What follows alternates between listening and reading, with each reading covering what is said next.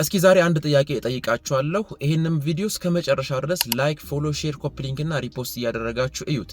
ይሄ ምልክት እንግዲህ በተሽከርካሪዎች ዳሽቦርድ ላይ ይኖራል። የዚህ ምልክት ትርጉም በኮሜንት ሴክሽን ላይ አስቀምጡልኝ። በቀጣይ መልስና ማብራሪያ ሰራላችኋለሁ። እንደምታዩት እንግዲህ በተሽከርካሪዎች ዳሽቦርድ ላይ የተለያዩ አዳዲስ ምልክቶች፣ አዳዲስ መመሪያዎች፣ አዳዲስ መልእክቶች እየመጡ ነው። በዚህ ዘመን ተሽከርካሪ ለማሽከርከር በተወሰነ ደረጃ ቴክኒካል እውቀት ሊኖረን ይገባል። ምክንያቱም ከዚህ በፊት የነበሩት ተሽከርካሪዎችና በዚህ ዘመን ያሉት ተሽከርካሪዎች በቴክኖሎጂ በጣም የተለያዩ ናቸው።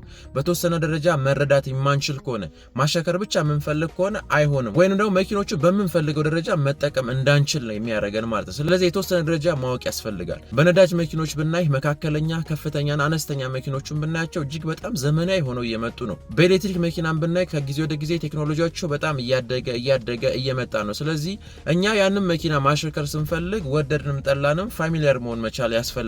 በራሳችን ጥረት የተለያዩ ነገሮች እያነበብን እየጠየቅንም ሊሆን ይችላል፣ ስልጠናዎችንም በመውሰድ ሊሆን ይችላል። ስለዚህ ራሳችንን አፕዴት ማድረግ ያስፈልጋል። መኪኖቹንም የምታስመጡ ድርጅቶች ለደንበኞቻችሁ ስለ መኪኖቹ የተወሰነ ስልጠናዎች መስጠት ያስፈልጋል። የኤሌክትሪክ መኪና ብታስመጡ፣ የነዳጅ መኪና ብታስመጡ፣ የሃይብሪድ መኪኖች ብታስመጡ፣ ከባባድ መኪኖች ብታስመጡ ስለ መኪኖቹ የተወሰነ ደረጃ ስልጠና መስጠት ያስፈልጋል። ምክንያቱም ከዚህ በፊት በነበሩ ልምዶች አዳዲስ መኪኖች ኢትዮጵያ ሲመጡ አደጋዎችን ይፈጥራሉ ሁሌ ማለት ነው። ለምን? ከመኪኖቹ ጋር ቶሎ ስለማንግባባ ማለት ነው። የ2KD እና 1KD ሞተር የተገጠባቸው ሃይሲ ተሽከርካሪዎች፣ ዶልፊኖች፣ ሃይሩፎች የመጡ ጊዜ ኢትዮጵያ ውስጥ ከፍተኛ የሆኑ አደጋዎችን ያመጡ ነበር። አሁን በተወሰነ ደረጃ ቀንሷል፣ ሰው እየለመዳቸው ስለሄደ ማለት ነው።